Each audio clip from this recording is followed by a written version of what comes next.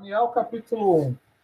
No ano terceiro do reinado de Jeoiaquim, rei de Judá, veio Nabucodonosor, rei da Babilônia, a Jerusalém e a sitiou. E o Senhor entregou nas suas mãos a Jeoaquim, rei de Judá, e uma parte dos vasos da casa de Deus, e ele os levou para a terra de Sinar, para a casa do seu Deus, e pôs os vasos na casa do tesouro do seu Deus. E disse o rei a Aspenaz, chefe dos seus eunucos, que trouxesse alguns dos filhos de Israel e da linhagem real e dos nobres, mancebos em quem não houvesse defeito algum, formosos de parecer e instruídos em toda a sabedoria, sábios em ciência e entendidos no conhecimento, e que tivessem habilidade para viverem no palácio do rei, a fim de que fossem ensinados nas letras e na língua dos caldeus. E o rei lhes determinou a ração de cada dia, da porção do manjar do rei e do vinho que ele bebia, e que assim fossem criados por 3 anos, para que no fim deles pudessem estar diante do rei. E entre eles se achavam, dos filhos de Judá, Daniel, Ananias, Misael e Azarias. E o chefe dos eunucos lhes pôs outros nomes, a saber, a Daniel pôs o de Beltesazar, e a Ananias o de Sadraque, e a Misael o de Mesaque, e a Azarias o de Abidenego. E Daniel assentou no seu coração não se contaminar com a porção do manjar do rei, nem com o vinho que ele bebia. Portanto, pediu ao chefe dos eunucos que lhe concedesse não se contaminar. Ora, deu Deus a Daniel graça e misericórdia diante do chefe dos eunucos. E disse o chefe dos eunucos a Daniel: tenho medo do meu senhor, o rei, que determinou a vossa comida e a vossa bebida, porque veria ele os vossos rostos mais tristes do que os dos mancebos, que são vossos iguais? Assim, arriscareis a minha cabeça para com o rei. Então disse Daniel ao despenseiro, a quem o chefe dos eunucos havia constituído sobre Daniel, Ananias, Misael e Azarias: experimenta, peço-te, os teus servos 10 dias, fazendo que se nos deem legumes a comer e água a beber. Então se veja diante de ti o nosso parecer, e o parecer dos mancebos que comem a porção do manjar do rei, e conforme vires, te hajas com os teus servos. E ele conveio nisto, e os experimentou 10 dias. E ao fim dos 10 dias, apareceram os seus semblantes melhores. Eles estavam mais gordos do que todos os mancebos que comiam porção do manjar do rei. Desta sorte, o despenseiro tirou a porção do manjar deles, e o vinho que deviam beber, ele lhes dava legumes. Ora, a estes 4 mancebos, Deus deu o conhecimento e a inteligência em todas as letras e sabedoria. Mas a Daniel deu entendimento em toda a visão e sonhos. E ao fim dos dias, em que o rei tinha dito que os trouxessem, o chefe dos eunucos os trouxe diante de Nabucodonosor. E o rei falou com eles, e entre todos eles não foram achados outros tais como Daniel, Ananias, Misael e Azarias. Por isso, permaneceram diante do rei. E em toda a matéria de sabedoria e de inteligência sobre que o rei lhes fez perguntas, os achou 10 vezes mais doutos do que todos os magos ou astrólogos que havia em todo o seu reino. E Daniel esteve até o 1º ano do rei Ciro. Irmãos, temos aqui então o início do livro, onde algumas coisas então são importantes nós observarmos. Nós vamos então ter aqui a confirmação então que Daniel ele vive o período do exílio, o período em que Nabucodonosor ataca Jerusalém e leva escravos. E interessante que Daniel está no meio destes escravos. Muito provavelmente, irmãos, Daniel viveu certo tempo com sua família, mas quando chegou nesse momento da tomada de Jerusalém por Nabucodonosor, Daniel foi tirado da sua família. Não sabemos exato a idade, mas nos dito que são mancebos, muito provavelmente jovens aí de seus 18, 20 anos, creio eu, mas algo em torno disso. Então, vemos aqui um jovem, no caso aqui, 4 jovens, que são tirados do meio da sua família. 4 jovens que são tirados da sua cidade, do local onde eles viviam. 4 jovens que também são tirados do local de culto onde eles serviam a Deus. No Velho Testamento, irmãos, a questão da geografia, a questão do local, a questão de onde era o templo, que era Jerusalém, era algo único, era algo importante para todo judeu. Só havia Jerusalém para o culto ser feito. E isso é instituído por Deus. O que eu estou querendo destacar, irmãos, é que Daniel foi tirado de todos os seus confortos. Então, o conforto da família, o conforto da sua nação, o conforto da sua igreja da época, do seu povo da época. E então, se coloquem no lugar de Daniel. Eu tenho me colocado no lugar de Daniel. Ele tinha todas as prerrogativas ou todas as razões que pudemos, talvez, elencar para se deprimir, para desertar da presença de Deus, para se entristecer ao ponto de não querer fazer nada. Mas nós vamos ver no desenrolar da história que, na verdade, ele, Daniel, junto com esses 3, que vão ser os 4 que estão citados aqui nesse capítulo 1, eles tinham recebido uma educação na sua família, no seu povo, algo extraordinário. Algo que nós vamos observar aqui, que é preservado mesmo com as adversidades. Então, num primeiro momento, nós vamos perceber que eles tiveram na sua casa, aonde eles foram criados,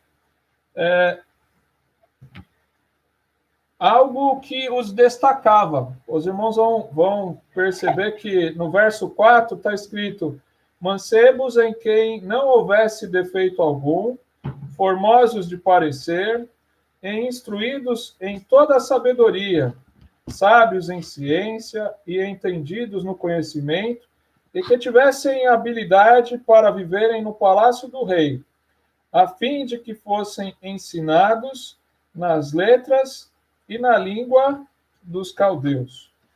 Irmãos, muitas vezes nós falhamos nesta parte aqui, por isso que eu estou destacando.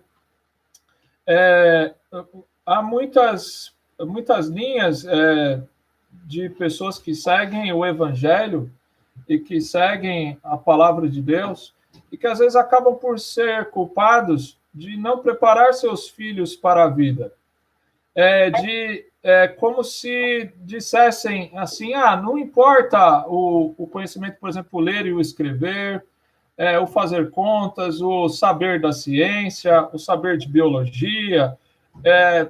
Muitas vezes somos culpados de menosprezar esse tipo de conhecimento e, na verdade, ou às vezes acharmos que esse conhecimento não vem de Deus. Mas nós vamos ver que os meninos aqui, se é que podemos chamar assim, os moços aqui, quando eles vão, eles já são identificados como alguém que tinha sido bem preparados, tinham sido bem estudados, tinham usado bem o tempo que eles tinham em casa. O tempo que eles tiveram ali em Jerusalém foi tempo em que eles foram bons estudantes, eles foram bons alunos. Então, irmãos, às vezes eu ouço acusações para os crentes, para os evangélicos, dizendo assim, mas vocês não estudam. Eu me lembro bem, uma vez, estava pregando na praça de Itapevi. Alguns dos irmãos talvez vão lembrar.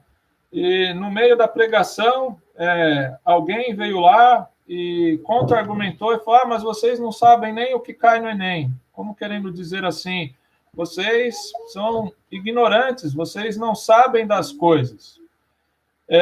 E às vezes então vem esse tipo de acusação para nós, irmãos. É como se na visão deles os crentes, então os evangélicos, fossem ignorantes, não saibam das coisas comuns. Mas nós vamos encontrar, irmãos, que Deus não é contra as coisas comuns. Deus não é contra a ciência, Deus não é contra o estudo. Pelo contrário, Deus é um Deus de estudo, Deus é um Deus de planejamento. Deus que, irmãos, planejou este lugar onde nós vivemos, o mundo.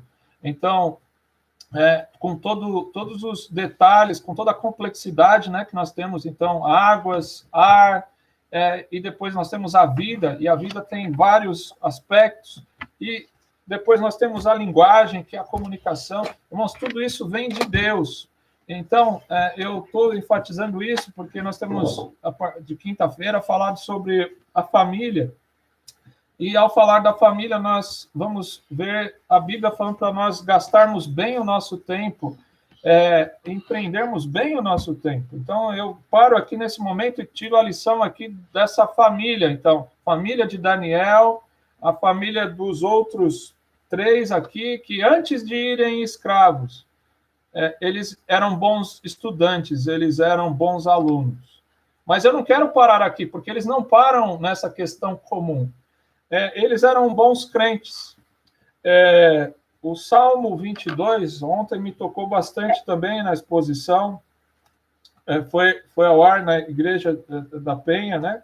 O irmão Pedro André tem nos trazido várias vezes o Salmo 22, mas ontem eu me ative também ao final do Salmo 22, que diz assim: uma semente o servirá, falará do Senhor de geração e em geração. Chegarão e anunciarão a sua justiça ao povo que nascer, porquanto ele o fez. Eu estou destacando esse do Salmo 22, irmãos, porque uma geração contará a outra geração, ou falará do Senhor a outra geração. E fato que nós encontramos em Daniel, irmãos, e nos outros 3, que eles tinham sido ensinados na palavra do Senhor, no temor do Senhor. Os pais de Daniel, irmão, instruíram ele e colocaram no coração dele o verdadeiro temor a Deus. 2 questões importantes, assim, nós vemos que ele aproveitou bem o tempo que teve enquanto criança, enquanto adolescente. Sua família aproveitou bem o tempo, usando a palavra lá que nós encontramos em Efésios, portanto, vede prudentemente como andais. Nós vamos encontrar, e lá está escrito remindo o tempo, porque os dias são maus.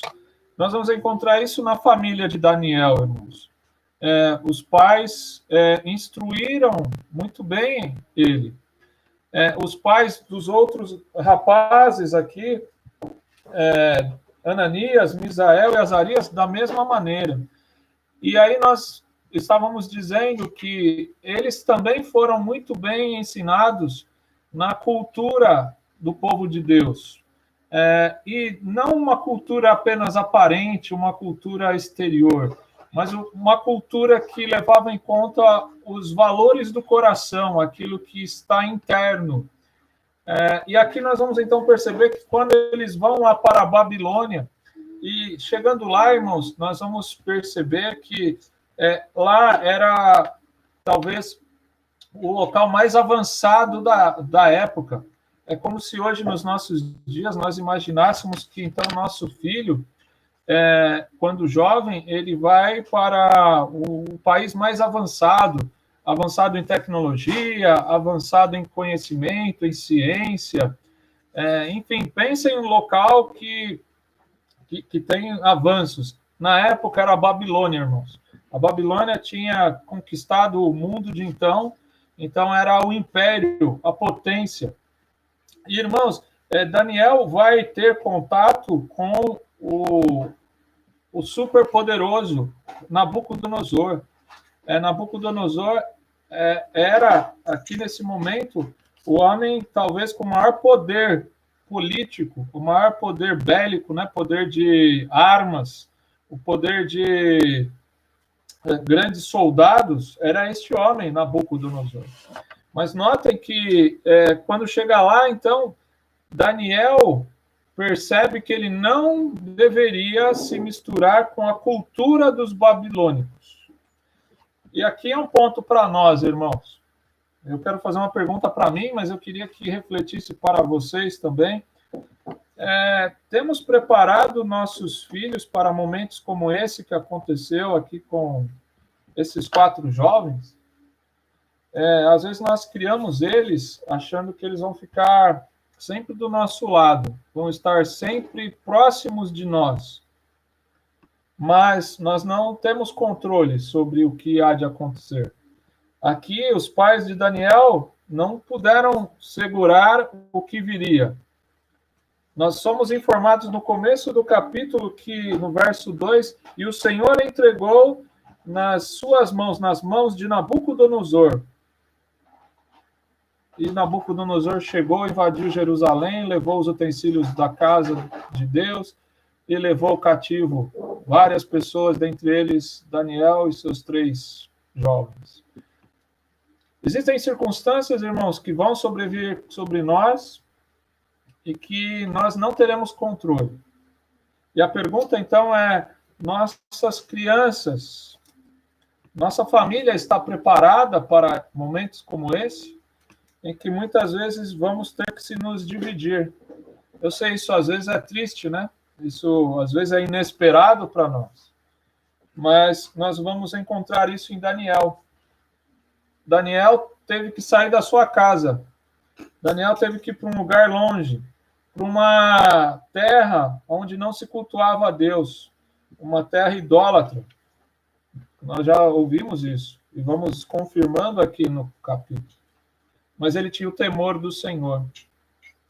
Mas notem que é muito bonito que ele foi tão bem preparado, irmãos, que o fato de ele ter o temor do Senhor não fazia dele uma pessoa improdutiva, uma pessoa preguiçosa, ou uma pessoa que não se destacasse naquilo que fazia.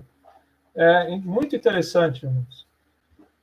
Porque diz no verso 9 que Deus estava com Daniel e operava nele, que ele, onde ia, as pessoas percebiam algo diferente nele e nos seus outros jovens. Olha o verso 9. Ora, deu Deus a Daniel graça e misericórdia diante do chefe dos eunucos. Ou seja, lá onde chegou Daniel, ele resolve que não participaria da cultura daquele povo, não comeria dos manjares, não beberia a bebida do rei. E ele teve que dizer isso para eles. E havia um encarregado, havia um responsável por tratar bem destes jovens. E notem que Daniel consegue graça, porque Deus deu isso a ele. Deu graça e misericórdia diante do chefe dos eunucos. E então ele começa aqui um diálogo com o chefe dos eunucos. E então, verso 10, e disse o chefe dos eunucos a Daniel: tenho medo do meu senhor o rei, que determinou a vossa comida e a vossa bebida, porque veria ele os vossos rostos mais tristes do que os dos mancebos, que são vossos iguais. Assim arriscareis a minha cabeça para com o rei. Eu acho interessante, irmãos. Daniel, embora tivesse dito algo negativo, tivesse se recusado a participar das comidas, ele encontrou aqui boa amizade, boa conversa com o chefe lá dos eunucos, com aquele que deveria prestar conta da vida deles perante o rei. Ao ponto de esse chefe, o chefe dos eunucos, compartilhar o seu temor. Ele diz então para Daniel: Daniel, tenho medo do que vocês estão me pedindo. Porque vocês estão me pedindo, vai colocar em xeque a minha própria cabeça. Porque vocês estão me pedindo para não comer aquilo que está aqui no cardápio, aquilo que é feito para que vocês progridam, para que vocês sejam bem alimentados, para que vocês depois tenham um bom resultado no estudo que vocês vão fazer. E aí, irmão, surge aqui a sabedoria que Daniel carregava, a sabedoria que Deus tinha dado para ele. Porque então ele disse, no verso 11, então disse Daniel ao despenseiro a quem o chefe dos eunucos havia constituído sobre Daniel, Ananias, Misael e Azarias. Experimenta, peço-te, os teus servos 10 dias, fazendo que se nos deem legumes a comer e água a beber. Então se veja diante de ti o nosso parecer e o parecer dos mancebos que comem a porção do manjar do rei, e conforme vires, te hajas com os teus servos. Irmãos, que iniciativa esta de Daniel aqui? Porque nós precisamos orar para que os nossos filhos estejam preparados. Num lugar distante, numa situação não confortável, eles têm confiança, Daniel tem confiança de confiar aqui no seu Deus, ao ponto de dizer para o chefe, faz um teste conosco, experimenta 10 dias. Em outras palavras, irmãos, Daniel está dizendo assim, olha, chefe, nós não precisamos desses manjares, nós não precisamos deste vinho para ter este resultado aí que você está querendo. Em outras palavras, Daniel está dizendo, nós sabemos a quem nós servimos. Nós não dependemos desta cultura para servir ao nosso Deus. E nós estamos dispostos a ser provados. Nós estamos dispostos a ser observados. E então, irmãos, o que acontece? O chefe aceita esse teste de 10 dias. 10 dias, Daniel e os 3 jovens passam a comer legumes. Parece algo até incompreensível, né, irmãos? Comer legumes e água para beber. É o que o chefe do eunuco fala. Vão emagrecer, vão ficar em semblante triste, semblante abatido. Não vão conseguir fazer direito os estudos, não vão conseguir passar na prova.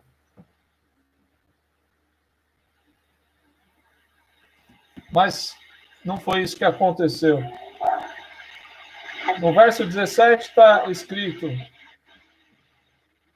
ou melhor, do 15. E ao fim dos 10 dias apareceram os seus semblantes melhores. Eles estavam mais gordos do que todos os mancebos que comiam porção do manjar do rei. De sorte, ou desta sorte, o despenseiro tirou a porção do manjar deles e o vinho que deviam beber, e lhes dava legumes. Ora, a estes 4 mancebos, Deus deu o conhecimento e a inteligência em todas as letras e sabedoria. Mas ao Daniel deu entendimento em toda a visão e sonhos. E ao fim dos dias, em que o rei tinha dito que os trouxessem, o chefe dos eunucos os trouxe diante de Nabucodonosor. Irmãos, faça essa experiência de 10 dias que foi feita e eles se apresentaram melhor. Ficou provado, irmãos, que eles não precisavam daquela cultura. Eles não precisavam daquele método que Babilônia tinha para o progresso no conhecimento, progresso na inteligência. Mas eles se submeteram naquele momento, irmãos, ao teste dos 10 dias. E por terem passado naquele teste, irmãos, eles ficam 3 anos. O período que o rei tinha estipulado para que eles fossem treinados eram 3 anos. E durante 3 anos eles ficam comendo, pelo que dá para entender aqui, eles ficam comendo legumes e água. Pensem novamente, irmãos, o quanto eles precisaram ter confiança em Deus para continuar comendo algo simples, continuar comendo algo que era, aos olhos dos babilônios, algo sem nutrição, ou algo que não era gostoso, ou algo que não era apetitoso. Ou eu gostaria de trazer para os nossos dias. Imagina, é como se os jovens tivessem que abdicar de coisas da cultura, abdicar de certas comidas, de certas bebidas, ou de certas coisas que identificam-se com os pagãos, com aqueles que não têm Deus. Mas observem como estes 4 jovens, eles estavam preparados nesse sentido, eles estavam firmes na sua fé, firmes na sua confiança com Deus. Temos preparado, então, nossos jovens, irmãos? Temos preparado nossas crianças para isso? Porque, vejam, essa é a maior riqueza que eles podem ter. Essa é a maior riqueza que Daniel tinha. Daniel confiava em Deus.